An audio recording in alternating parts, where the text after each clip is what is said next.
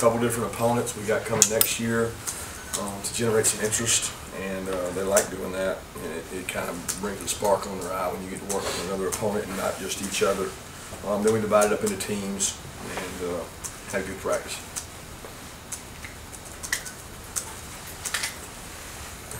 All right.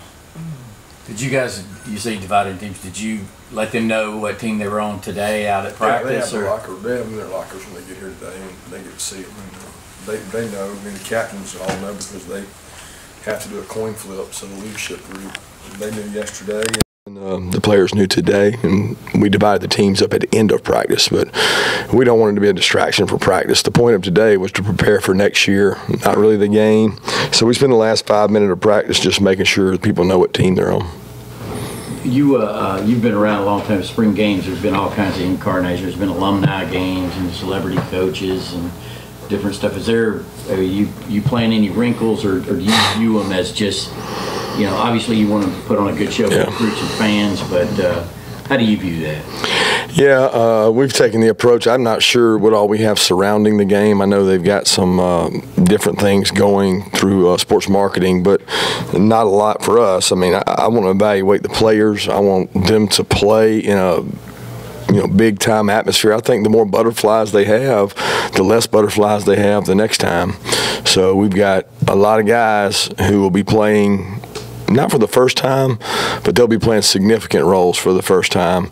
So the more experience they get, that's my focus and intent. And I want it to be enjoyable. I want it to be entertaining. I want the fans to want to come back, but I want to put a good product out there, organized, compete, hopefully a close game. That's what I'm looking for, not the, who we're throwing the ball to in the end zone kind of stuff.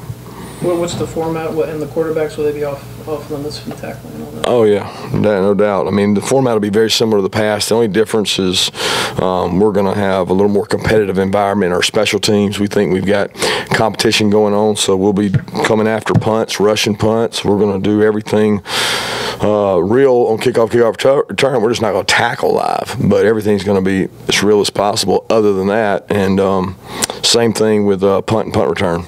So we'll be rushing them, and we'll have punt returners back there trying to return them. We've got great competition at punter, great competition at punt return. I'd love to see some guys have some pressure on them, have to make kicks and catches.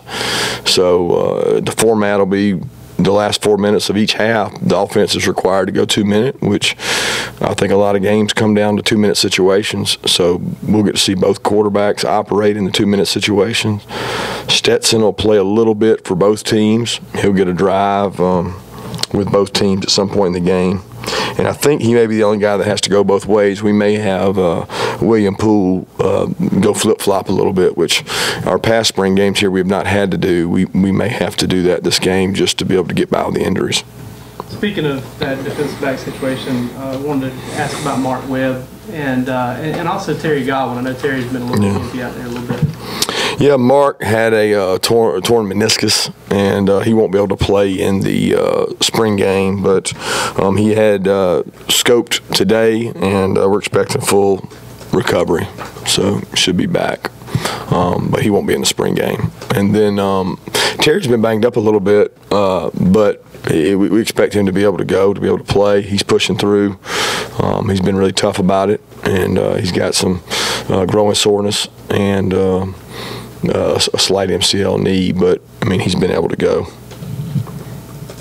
Another guy, will DeAndre Swift be full go, or is he going to be limited? Yeah, we'll see how he does. He's been able to do some things, but hadn't been able to do everything, and hadn't been live tackling. So he's getting a lot of mental reps and a lot of things like that. But he's still kind of a game time decision.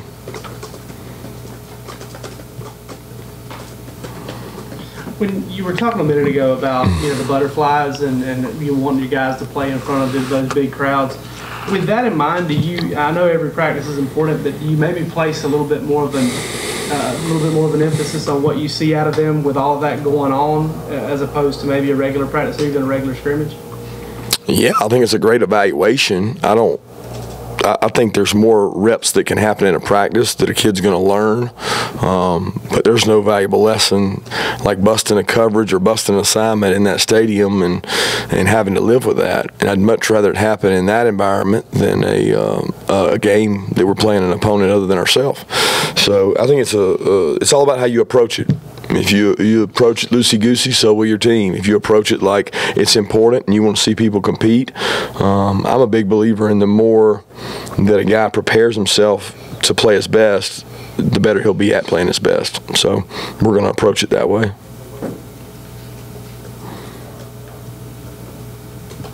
You said in the past how, last year's team's last year's team, this year's team is this year's team.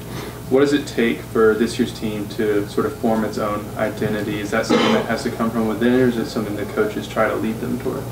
Oh, no, it's both. I mean, it comes from within and the other, but we don't have an identity yet. I don't know what it's going to be right now.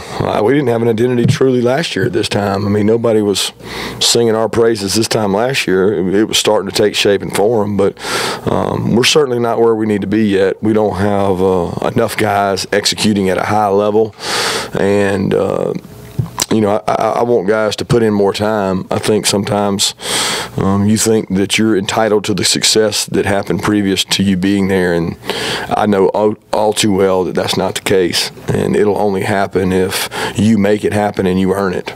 And right now, we're not where we need to be. But the good news is we don't have to be. We just got to be making progress. When do you know that y'all are, if the season ends and the next day is the new season, so to speak, how do you know that you're on the path the way you're supposed to be? You've had 14 practices. How do you, identity is one thing, but how do you know you're going the right direction? Yeah, I think the work habits of the team and the players, the direction of them. We've had ups and downs, we've had highs and lows, but every spring you have those. It's not an isolated. I've never had a perfect spring. I've never had a spring that I came out of and was just overly pleased. I think there's a lot of work to do in regards to getting to where we want to go, and we got some serious depth concerns, which I've brought up at several positions that we've got to address through either our team or the guys coming in. So much about spring games seem to be about quarterbacks because, obviously they have the ball in their hands. They usually don't get hit. How do you see Justin and what do you expect from him in this big environment, and what do you expect from Jake, who's kind of already been down this road? Yeah, the expectation is to lead your offense, command the huddle, make good decisions, don't turn the ball over. It's a quarterback game because the way we structure it, the 2 minutes at the end of the halves put quarterbacks in the situations that the ball's in their hand. It's also a tough game for an offensive lineman. In my history of about 12 years playing this format, your tackles, people come out of the game a couple years ago thinking DeAndre Walker was Lawrence Taylor because they get to tee off and go rush. So that makes it tougher on the quarterbacks and the linemen. But we know that. We know that going in. So we want it to be that way. And I'm excited to see what Justin does. I'm excited to see what Jake does. Probably one of the more promising things this spring has been the depth of the receivers and the competition in the receiver room. And I think the receivers have been a little ahead of the DBs. And if that continues Saturday, which it could, then there could be some points scored out there. And we're going to find out a lot about guys, and we've got some DBs down. In an off-season where, DeAndre Swift's been a little beat up, Samir White went off the ACL, how have those extra reps given to Elijah Holyfield helped him develop, and how far do you think he's come?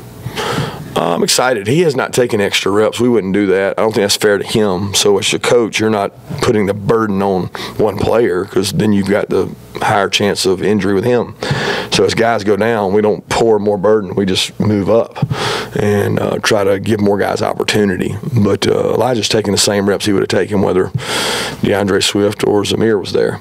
He's done a good job with those. I think he's gotten better at his protections and his pickups. He's still gaining confidence as a player, but he works really hard. And he's one of the guys that excites you out there because he works so hard. Coach, kind of an off-topic question away from football. Saturday is also a day where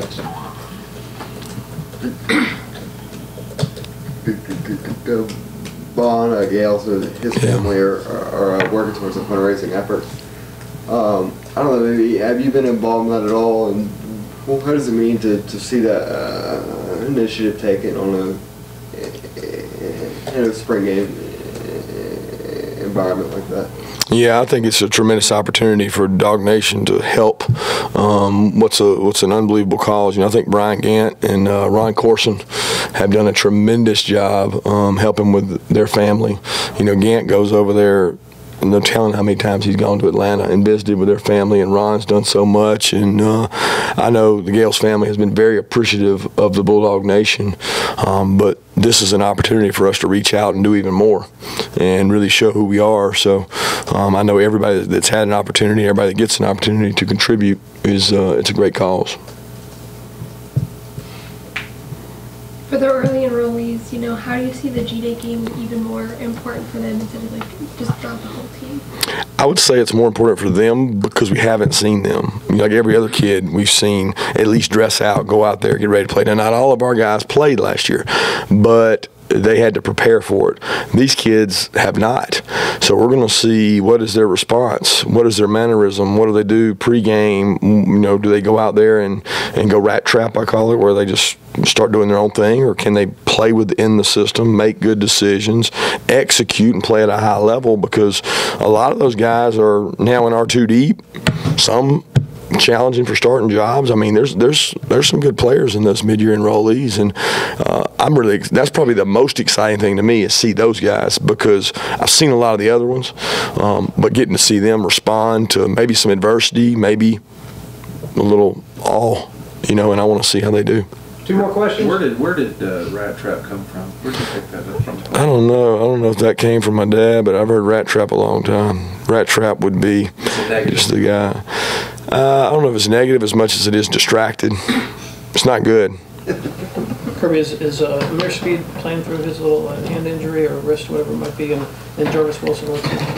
Jarvis got a mid-foot sprain, so I don't know if he's going to be able to play in the spring game or not. Amir's got a fractured finger. I think it's some kind of wrist. He injured it in the last scrimmage, but never said a word about it. He injured early in the scrimmage and scrimmaged the whole time. He was really tough and competitive, and showed a. Really proud of him because he played the whole scrimmage, and then we had to put it in a cast after that for practice. But he'll be out there playing, and it'll be a tough environment because he's going to play against some throwing teams, and he's going to have a club on. So I love his competitiveness, and we're going to see if he can grow up and play.